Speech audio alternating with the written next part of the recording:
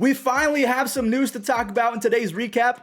Thank God. So we have a few signings to go over. Adam Duvall has found himself a new ball club. Same with Tommy Pham. If you don't remember who Tommy Pham is, yeah, this is the same guy that Falco punched Jock Peterson over fantasy football.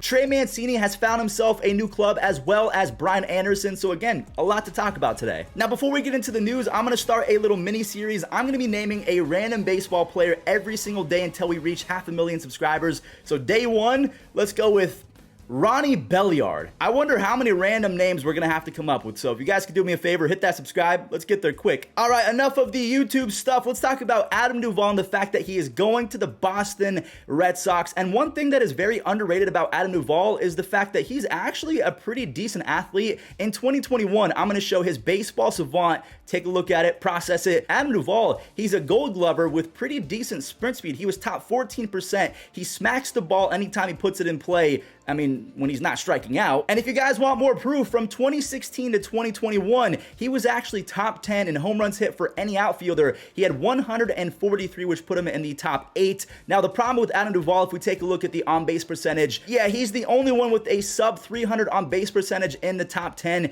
He had a 99 OPS plus, and last year it wasn't very promising either. He had 12 home runs, so again, the power is still there, but he had a 276 on base percentage and an 87 OPS plus. And for his career, even though he's been an extra base monster, I mean, back in 2016, 2017, he was in guaranteed 30 plus doubles, 30 plus home runs with pretty solid defense and great speed. But the last few years, especially 2022, he's been a little stinky at getting on base. But where the trouble might arise is if we take a look at 2022, the sprint speed, it did dip a lot. He was in the top 33% as opposed to what was he in 2021, the top 14%. So I don't know if that was injuries. I don't know if that's because he's 34 years old, but he's definitely not the athlete, which might cost the Red Sox, although it's a cheap signing. They'll take it. So right now they have Adam Duvall slated as the center fielder. You have Hernandez moving to shortstop to take over for Trevor Story, who just got injured. You have Verdugo in right field. I would probably put Verdugo in center and then Adam Duvall.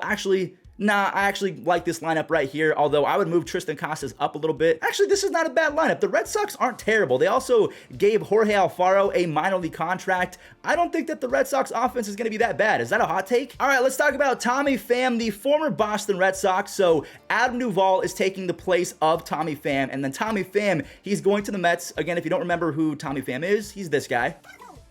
So in 2022, Tommy Pham was kind of productive. He had 23 doubles, 17 home runs, 8 stolen bases, and a 312 on base percentage. All of that kind of resulted in a down season, 87 OPS plus. In 2021, he was pretty good with 24 doubles, 15 home runs, and a 103 OPS plus. I mean, back in the day, 2017 with the Cardinals, he had 23 home runs, 25 stolen bases, and a 144 OPS plus. So Tommy Pham, back in the day when he was 29 years old in his prime, he was really good, but approaching 35 years old, I guess this is a great bench bat for the Mets. I'm going to show you guys this right here. He's not even slated to be in the starting lineup. It's going to be Mark Canha in left field. Mark Canha is a righty, so it's not like Tommy Pham is going to be facing lefties. I don't exactly know why they signed Tommy Pham, aside from they have leftover money from not getting Carlos Correa. So at this point, they're adding depth, and there's nothing wrong with that. Injuries are a part of baseball, and right now I think the Mets are definitely a top 3, top 5 team in baseball. And adding Tommy Pham to be a bench guy, someone who can